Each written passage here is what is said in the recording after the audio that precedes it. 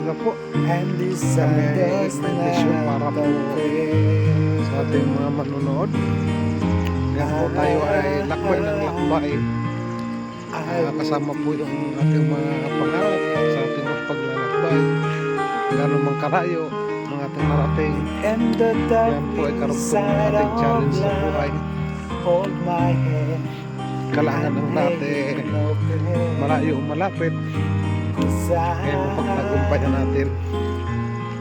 Kaya mga lods, araw-araw tayo nakikipagsapalaran sa alakad ng makalayo ang ating pinupuntahan. Sa mga hindi dyan na babalikan, hintay-hintay lang mga lods. At tayo babalik at babalik yan.